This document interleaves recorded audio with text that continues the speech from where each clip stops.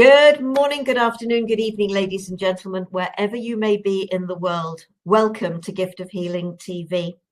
I'm Sarah Jane, and I am delighted for my program today to be joined by Olivier Sanchez. Thank you so much for joining us today, Olivier. Oh, thank you so much for inviting me. I'm so happy to be here because I think today's topic is very important, and yet not many people do kind of link it to health or even mental health, and how the way you think and the way you look at yourself can really impact the way you feel and behave. So it's a very pertinent topic, especially nowadays where we have so many people having so many problems with, looking at the social medias and everything and trying to compare themselves to the magazine's cover and everything in between. So I think it's a very pertinent subject, and we really need to share this with the public. And that subject is the role of core values and beliefs in health and mental well-being, which I'm obviously sort of really looking forward to this because I think it can speak to us all on sort of many different levels. But let's start by, Olivier, share a little of your story, how you come to do this and why it's so important to you. Well, how long do we have? So possible for this bit. We yes. want to get to the rest. Sure. So I think for me, it always comes down to a lot of factors, one of which started before I was even conceived. And that was the time when my mother was extremely stressed and had a lot going on. And then therefore, when she made me, my body was developing to believe that the world I will be born into will be a world of scarcity and maybe not really safe. So now what has happened with that is I had a lot of gut issues all the way through my life, to be honest, because I think until I was 28, I was suffering for all the major IBS symptoms, sleep problem, and all of this could have been linked to literally the way I was not digesting food.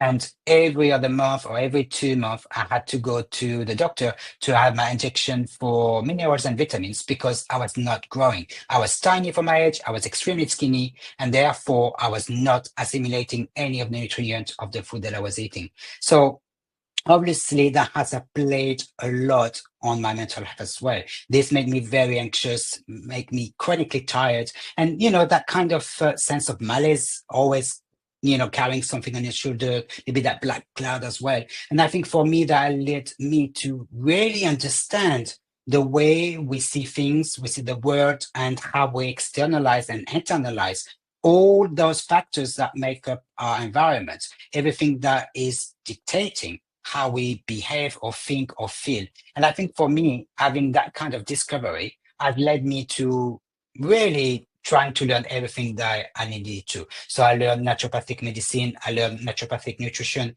I also learned NLP and coaching so that I really can understand the power of food, the power of our thoughts, and how this affects us. But most importantly, I am also a Michelin trained chef. So I trained to the highest level in France. And I've been working for the rich and famous all around the world for the last 15 years now. And that has been absolutely wonderful because now I really understand the power of food and how it affects your health. And all these other modalities that I have added to my curriculum is just bringing me to being a person who can really understand what's happening at every single level in our lives. So the importance of it to you is the fact that actually it was everything you were going through, that it's your journey that has helped you. And what I didn't do was read your bio. Now you've just said some of it.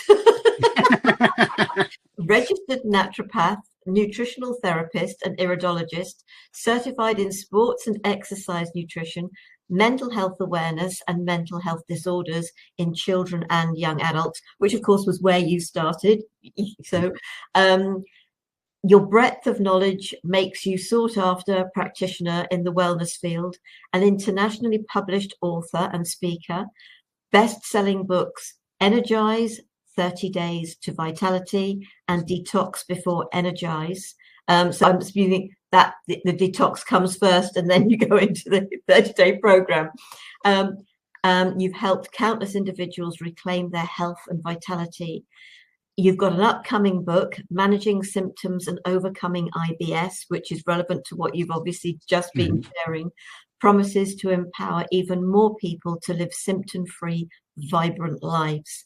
Through continuous research and study, you've helped clients break through barriers, enabling them to take control of their health and become the healthiest version of themselves, using a naturopathic approach, stress management techniques, and mindfulness.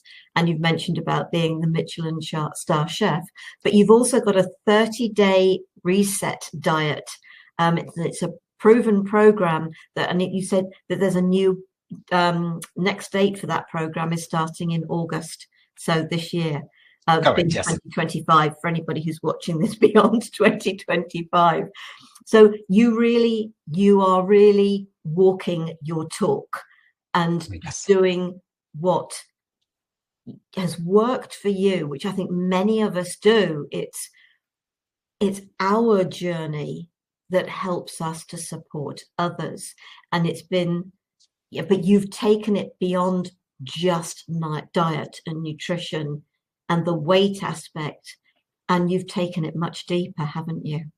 Oh, absolutely. Because I think it's like everything. If you haven't walked the walk or haven't experienced it yourself, how can you help people? Because you cannot be on the same level, because what you're trying to do is guessing what they're going through. When for me, I've been through my entire life. I was born with all these issues where, in my days, nobody, not even the doctors, knew about gluten intolerance. They didn't know anything about dairy intolerance. And I could not handle my mom's milk. So the only time when my mom said I stopped crying was when I was 6 months old and she gave me solids. So obviously she brought solids too early in my life as well. So that also had an impact on my gut and the ecosystem and how it developed and how it became a really kind of turbulent area where war is raging all of the time. So, but now, because I'm in control of it, I can manage it absolutely perfectly. And if I know I'm going to be naughty because I'm going to be invited for dinner or we're going to the restaurant and I can't control what's in my plate, then I will always have my little enzyme, my little gluten enzyme, because I know without it, I will be really struggling and the night will be very short. Oh, bless. No, not a lot of fun. So when you talk about core values, sort of the science, the benefits of core values, what are core values and what's behind that? Oh, fantastic. This is a very, very interesting question. So I think to really understand what our core values, we need to understand our beliefs. And our beliefs is a conviction or our accepted truth about the world, about ourselves and others. And very often they shaped by cultures, our bringing, our parents, our peer pressure, maybe the teachers, maybe the kids at school, and also our personal experiences throughout our lives. And they typically influence how we interpret any events and our responses to challenges. So whatever we believe is deeply ingrained in our mind, and that is the basis on which we usually develop our core values. And therefore, our core values are the fundamental beliefs and guiding principles that shape our attitude and behavior and decision, meaning that they are a part of who we are, but they also represent what we believe is the most important in our life. And also, they can be anything. They can be, for example, I want to be honest. That is my core value, for example. Or it will be compassion, or it will be integrity. And it can be anything. It can be a word, it can be a verb, or it can be a sentence, depending on what is applicable to you and what you choose to be that special core value for you. So they must, like your belief and your core value, they are this set of principles that really resonate with the way you feel and behave and what you want to achieve and the motivation that you have beyond those values. Because, for example, you can say, I want to be rich. That could be, I want to live, I want to be free, for example, or freedom is my core value. Now, what does that mean? For some people, it means, working a lot, amassing a lot of money so that I can retire early and be free later on. But what does that go in the way of? What is it preventing you to do, or what is it making you do to achieve that goal? And usually, some people set up their goals or their values so high that they're not really connected with who they are and what they want to achieve and who they want to be. And that creates that kind of disconnection. And also, it's like, what is it that really is kind of triggering me, but also what is driving me? So when you want to establish your core value, you may need to ask yourself some questions, because you need to have that self engagement and really reflecting about what you really want to do with your life and who you think you are right inside in your soul. So what do I want to be, or why do I want to be the person that I think I should become? So that already gives you a kind of indication what it is that you want to do with your life, or what it is that you want to achieve, or whatever you want to be. What are the things that I think are essential for me to feel like I should become, or I should get, in order to be whoever I want to be? We can also ask, what are the things that I think I need to feel fulfilled? Because obviously, if you're not feeling that you are happy, thriving, and fulfilled, then you will have that kind of things beyond your neck saying, it's not quite right. That's not your core value. This is not you. You're not going in the right direction, because maybe you're not really reconnecting or connecting with yourself, because some people really are never been in touch with their feelings or really understand who they are, and probably nobody taught them how to. So for them, it can be a very difficult journey, because they might think, oh yeah, I want to be honest.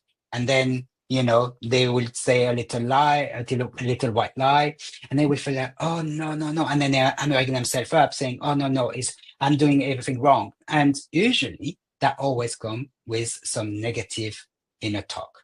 That kind of background noise that we have in our head that is always highly critical and never quite supportive in the way that we need to, because obviously, like everybody in the world, like every company in the world, we learn by accident. Once we make mistakes, then we can take action so that we don't repeat those mistakes. And that's been true for, let's say, plane manufacturing. Every time there is a crash, then they do some updates so that making sure that life can be safe later on. So we are exactly the same. We learn from our mistakes, and therefore we need to understand that it's okay to make mistakes, because we're learning. Our journey is a learning experience, and we need to embrace this kind of learning curve and everything that comes with it, including change. We need to understand that change is okay, it's inevitable, and it's just how we need to respond to it. So if we have set up our core value and we believe that we're going in the right direction, it doesn't matter if change occurs, because we are in control of what our emotions are and what it is that we are keeping our eyes to, and that is the end vision. If you understand your end vision, it doesn't matter if you have to take another turn. At the end of the day, it's not about what's happening right now, it's where you're going. So we need to really focus on what we believe and what is chattering a bit in our head and saying things that we should not listen to, because at the end of the day, if it's negative, then okay, acknowledge it and say, I believe in myself. I know what I want to do, and I know what I want to achieve, and I know where I want to go. So I know where everything is. It's okay if we take a detour for now. We are going to get there. And that is absolutely important, because the way we use our thought is really the key to understanding if we are going to be healthy and thriving, or being sick and depressed. And like you said earlier about my books, that has been really a focus in my books, because it's no point to say, let's go on a diet or eat this, eat that, and do this, do that, if inside of your head is like, it's not going to work. I will never lose the weight. I will never be happy. Nobody will ever love me, even if I lose the weight. So already you have created barriers which you cannot cross, because as soon as you break one, you will create another one and then another one. And then you will not progress, because you are literally your own and greater saboteur. Yeah. You're literally damaging everything, preventing you to move forward. Even if you know what you want to achieve, you are still doing your best to not get there.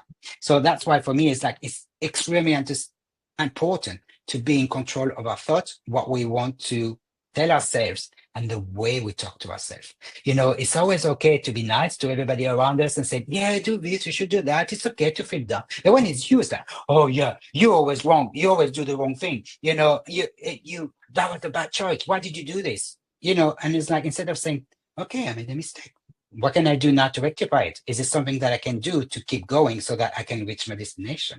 So that's why for me, it's like, everything is important, and it's all about understanding our core value and living authentically. Because once you are yourself, then everything is going the right way, because you are not trying to be somebody that you're not. So obviously it doesn't create some kind of issue, especially within yourself, because when you have that disconnection, because you are not doing the things that you should do, or you're doing the things that you shouldn't do, that create that kind of mental kind of clutter that is kind of building up, and you know, fueling that negative inner talk, that anxiety. And if it continues to go on, it can be depression and burnout, and it's just now going to affect your health at the deepest level, and usually at your cellular level. So even your cells cannot do the job that they are meant to do, and that is to produce energy so that the whole body works in unison and everything is going well,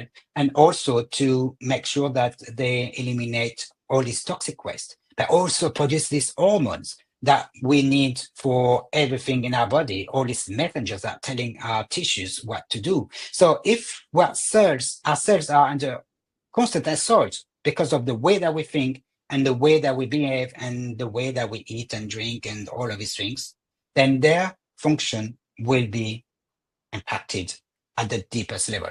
And therefore, we need to change just the way that we think about ourselves. The rest will follow, the diet will follow, the exercise will follow. The thing is, we need to be kinder to ourselves. Oh, 100%. How many of us have not been taught to love ourselves? Mhm. And our upbringing has what shaped us, what other people have told us we should do, we should be like, we should dislike, etc., how we shouldn't be. And no, you should be like that. And it's just like, we're shaped by others. And this is why it's very much a matter of, now it's a matter of unlearning everything you've learned so that you can now learn who you are. And that's really important. But the minute you you mentioned weight loss, and you used that word loss, and I remember reading something a long time ago that said, everything you lose, you look for. And so many people have that yo-yo thing, don't they? They diet, they lose the weight, but then they regain it. And in so many cases, they regain more. Because they said, you've used that word loss.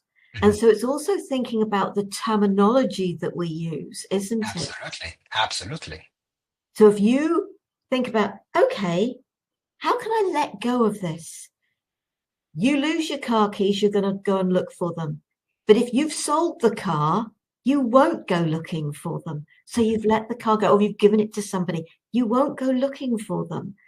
And it's getting into that mindset, that mind frame of, okay, this is something I am letting go. I am giving this weight away so that, and I don't have to have it back.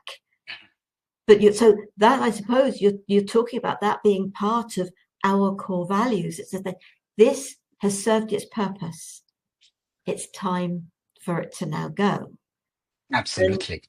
And so and so your core values as a foundation for resilience, and that, I suppose, is what you're saying.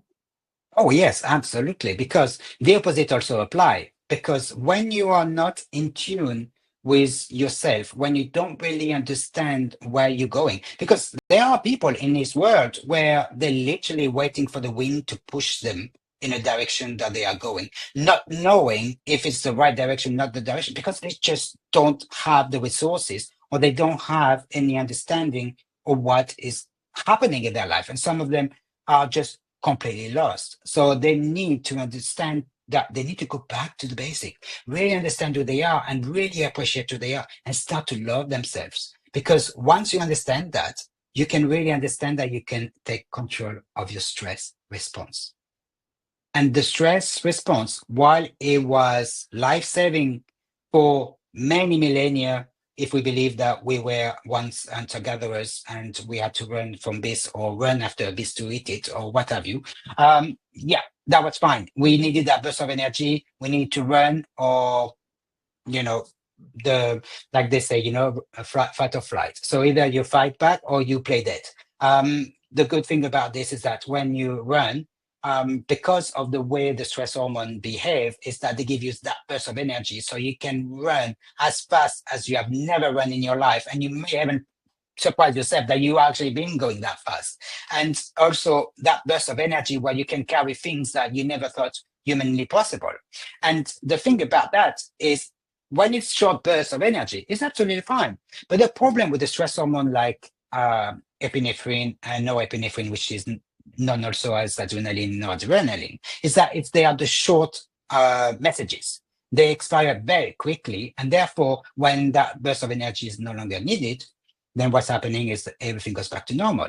However, with our modern way of living, our overstimulation, our negative self-talk, everything in between, our exposure to toxins, which never ends, which comes from the air that we breathe, the water that we drink, the food that we eat, the soap, the things that we put on ourselves, everything in between. So what's happening is that our body are assaulted on every single front. So whenever we have that kind of negative inner talk going in the background constantly, then that activates the stress response all of the time. And what's happening with that is the phenomenon is very clear and very well understood in the medical world, is that as soon as the ongoing stress response or the chronic stress response is ignited, then you always have unbalanced cortisol level in your bloodstream. And which means that the way cortisol works is very simple.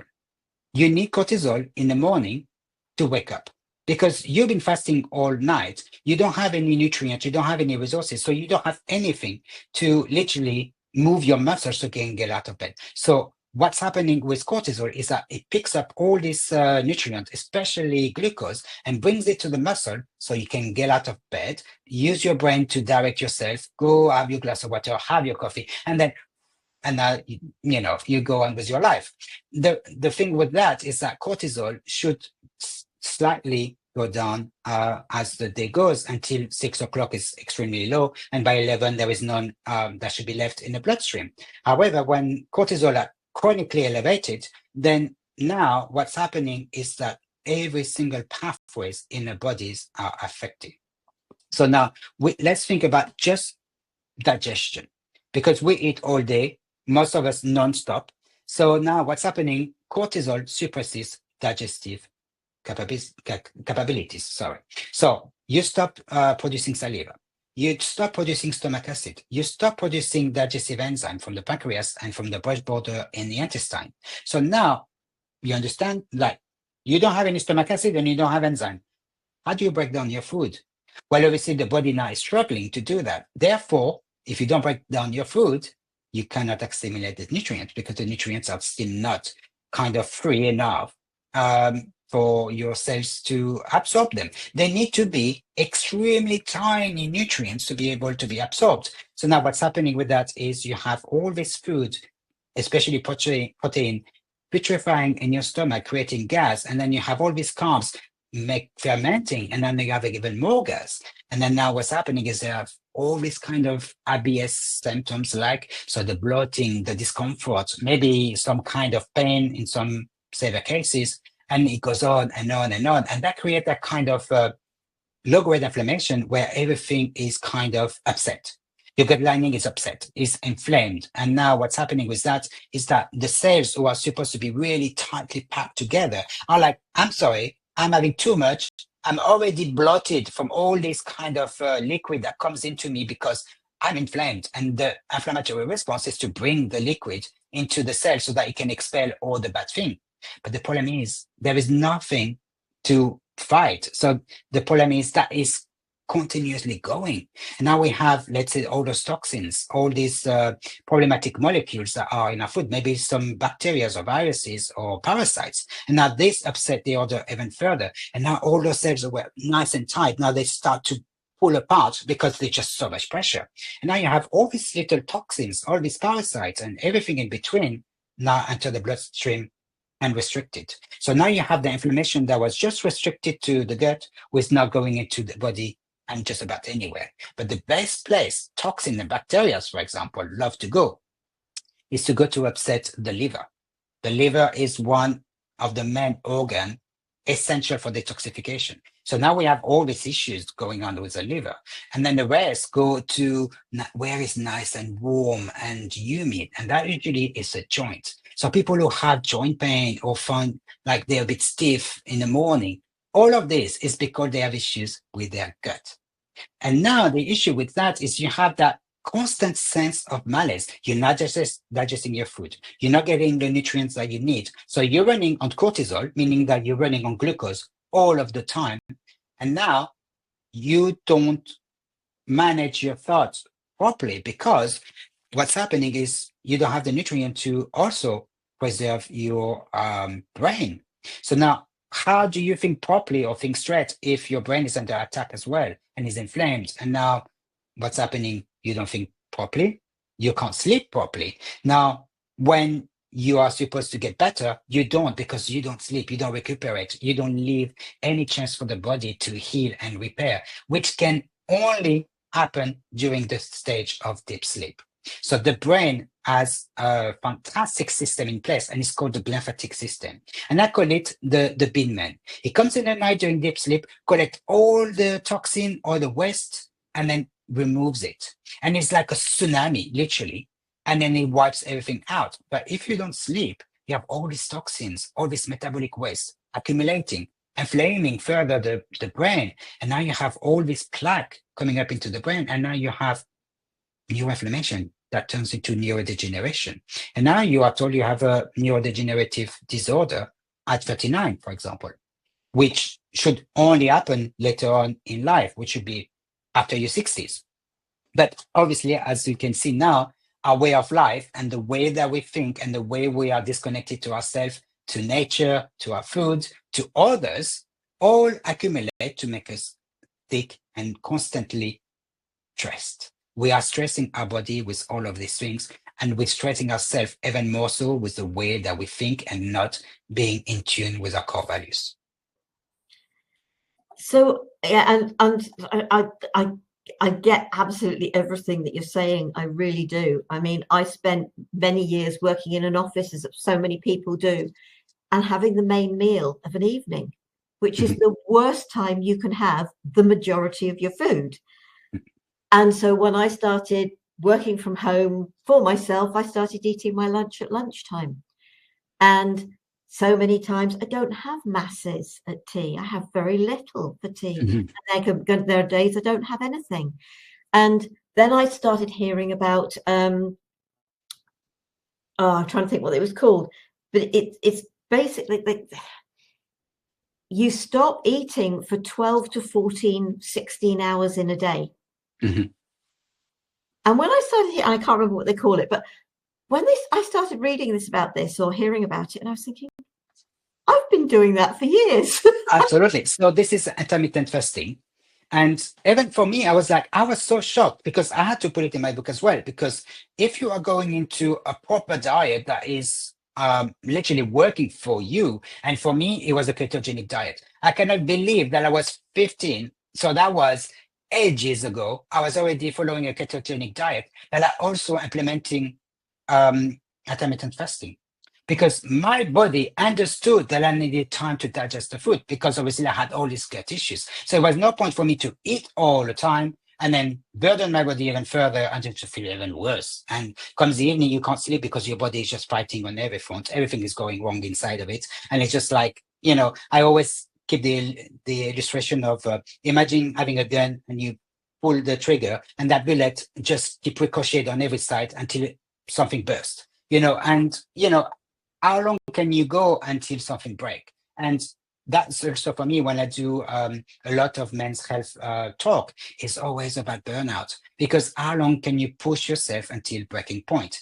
But the problem is, I love it because naturopathic medicine is all about prevention and making sure that you are in tune with yourself, with your physical, your spiritual, and your social, and everything in between, which for me makes sense.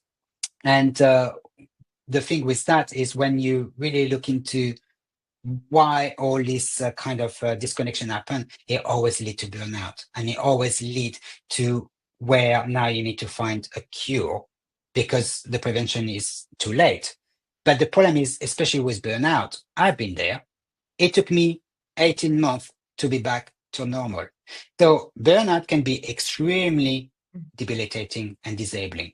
So if you really want to spare yourself that, make sure you really understand the messages that are in your head and really find the core value that work for you and stick to them and just be who you are and just, present yourself to the world that way. Because at the end of the day, people who will um, link to yourself is because they love your energy and they understand who you are and they love you for who you are. So that's why for me it's like, it doesn't matter if you feel like, oh, but nobody loves me or nobody's there for me. You always have people, you just need to look.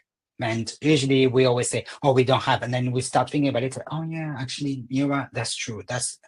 So it's always finding ways. And for me, it's like, don't wait before it's too late. Oh, so too many of us have to have the wake-up call, so to actually even do anything about it. Encouraging positive mental health. Your thoughts on how people can actually do that?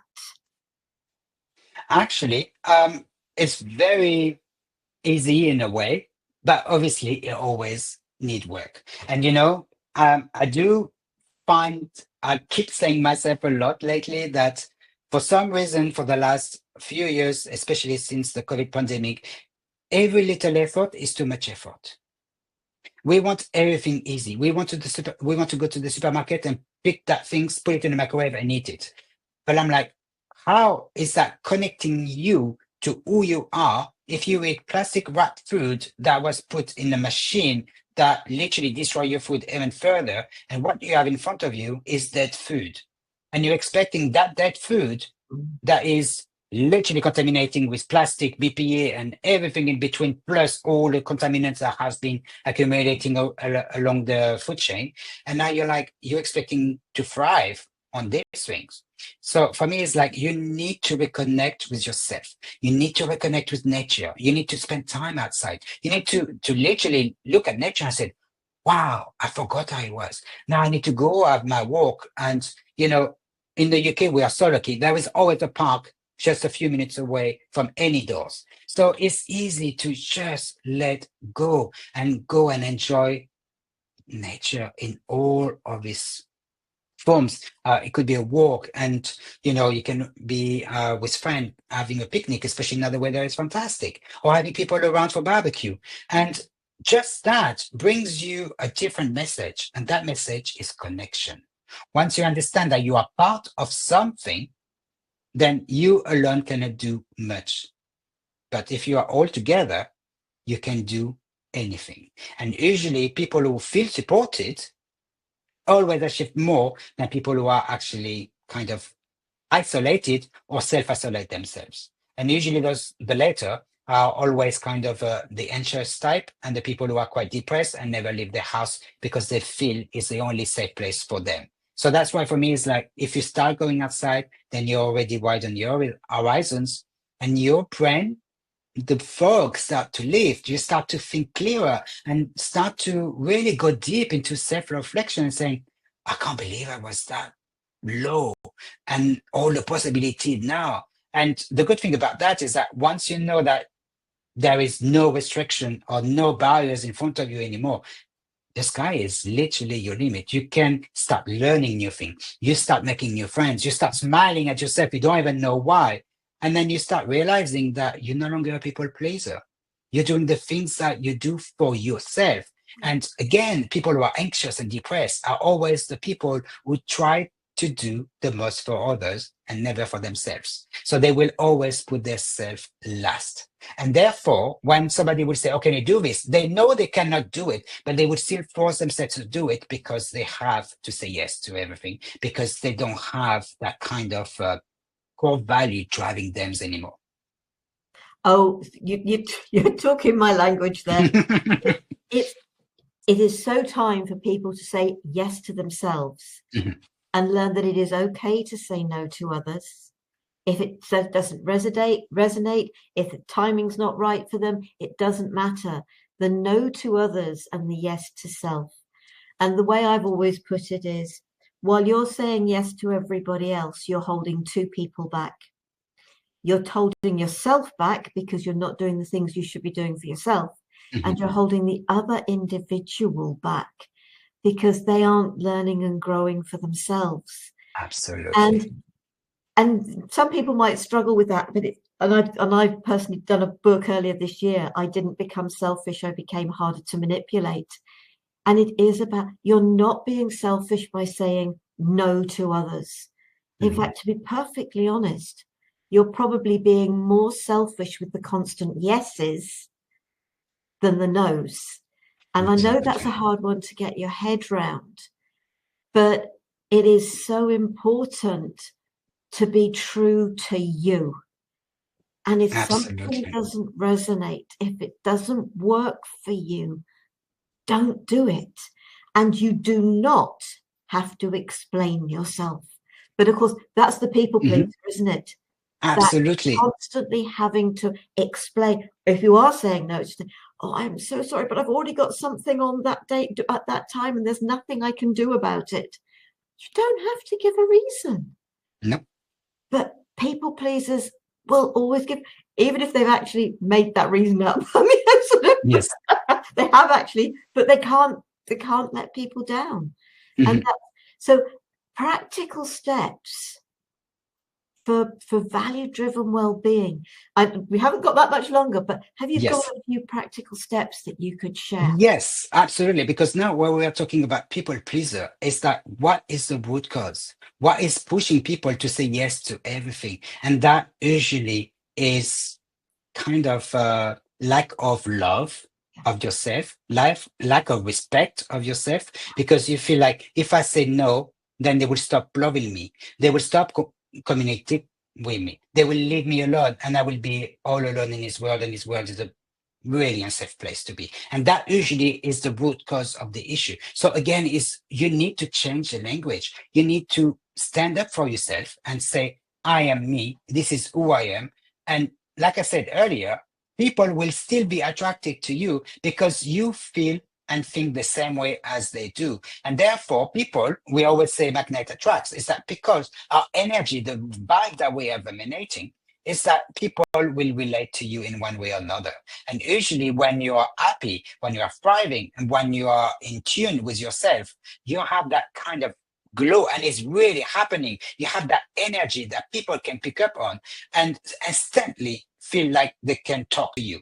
And you have those people on the other end, like you feel like, oh no, there's something like I don't know what it is, but I cannot physically be near you.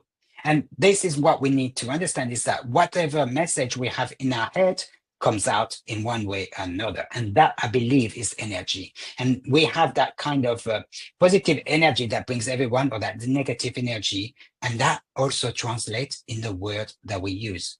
So people who are always negative will always be criticizing other. They will always put other down so that they feel a little bit better about themselves. But it's just the word that they constantly use, and they're always negative.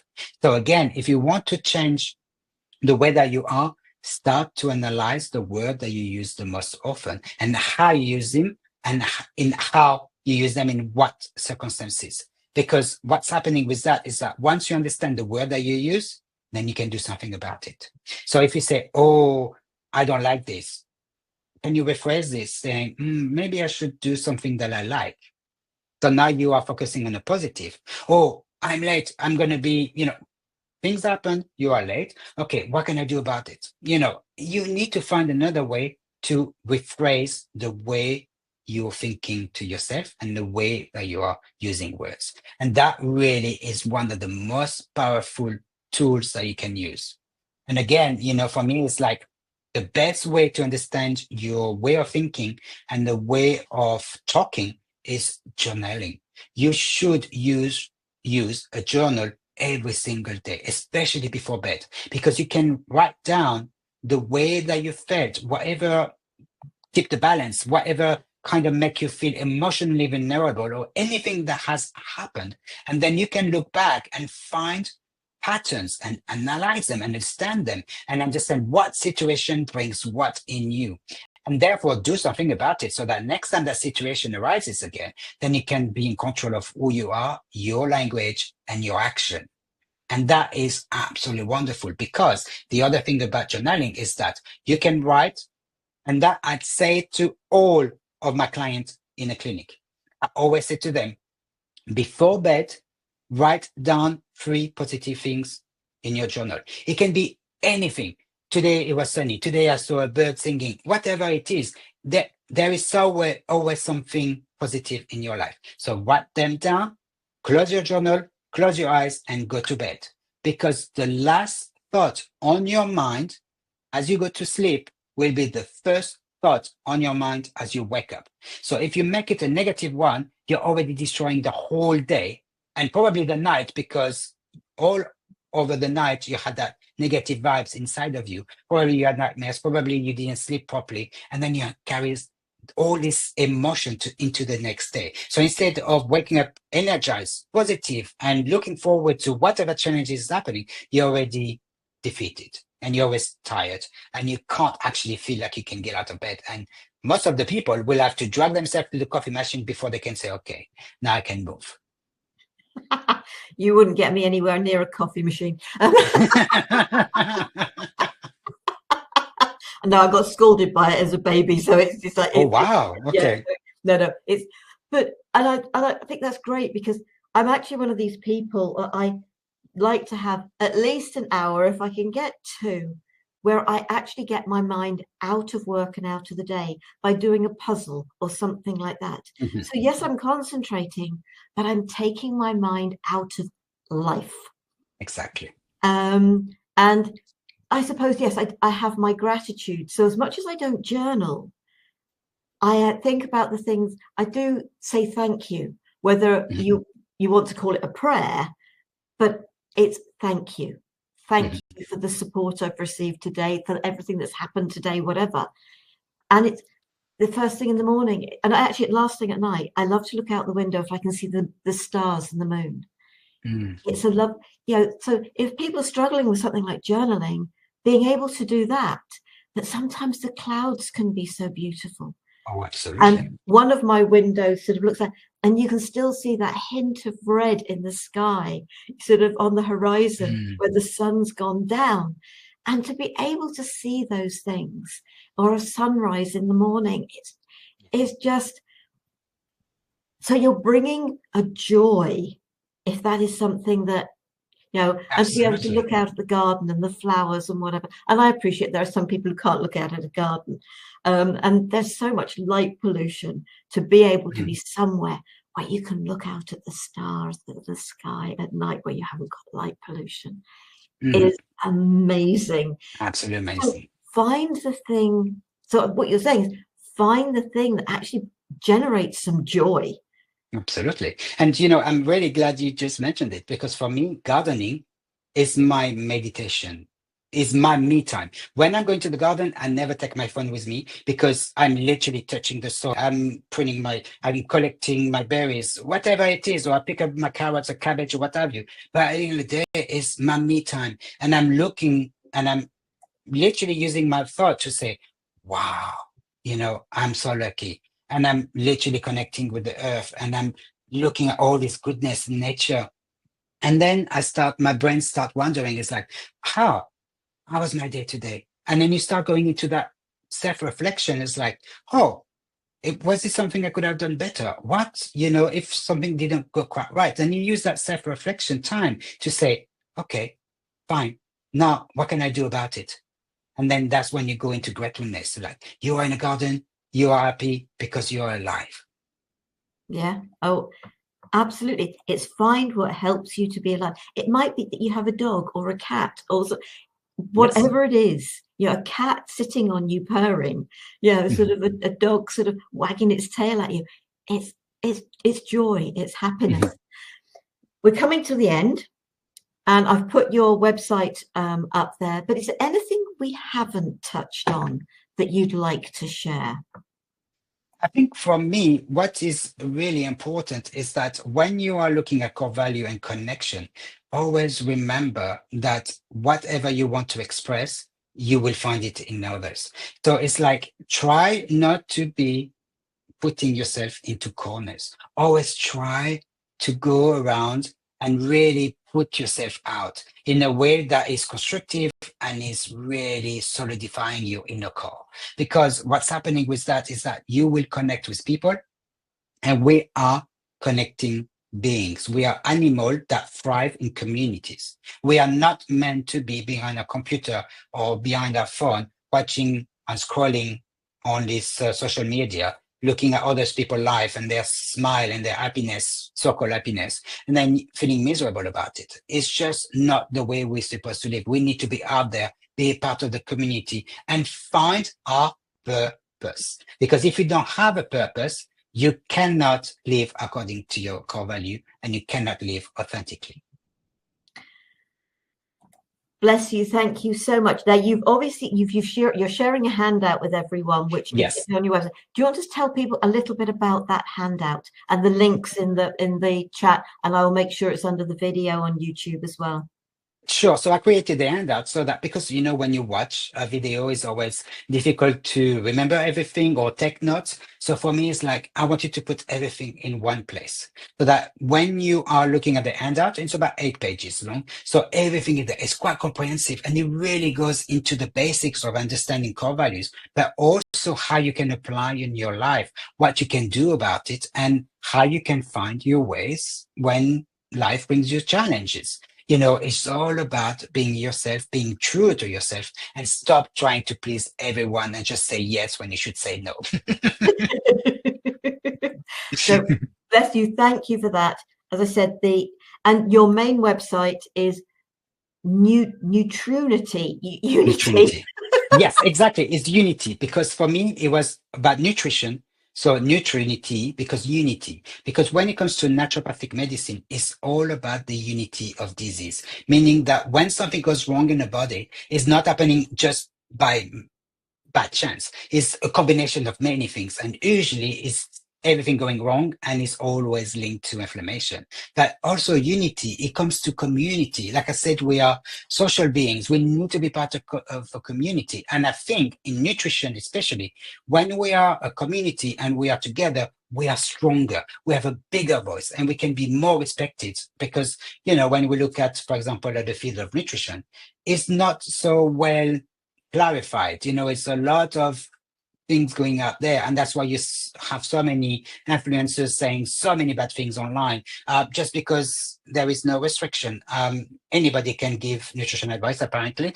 So yeah, that's why for me it's like, we need to really go into that sense of community and really have a stronger voice together. Bless you, Olivia. Thank you so very You're much welcome. for sharing with us today. It's been great. And what I'm going to say to folks is we've got another program next week, and it's our today's conversation. And we're doing a series from the book, Selfish or Harder to Manipulate.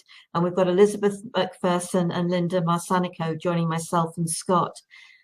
When you know there is a different path to take, because we've all been through the manipulation and sort of and choosing love over fear.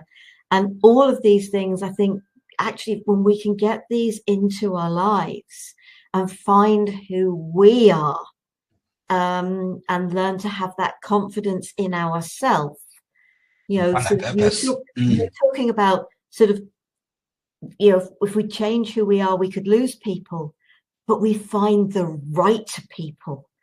Exactly. The person I was 30 years ago wouldn't have been able to have this conversation with you because I had no idea who I was, what I used to. I really didn't. 100%. And that's what this is all about. this is what everything we share in different ways is all about. So I hope you'll consider joining us again. Olivier, thank Absolutely. you. Thank you so much. It's been an absolute pleasure. Take care, everyone. Be safe, You too. stay well, and please do connect with Olivier and check out his website. Thank you. Thank you so much for having me. Thank you very much. Namaste. Bye-bye. Bye.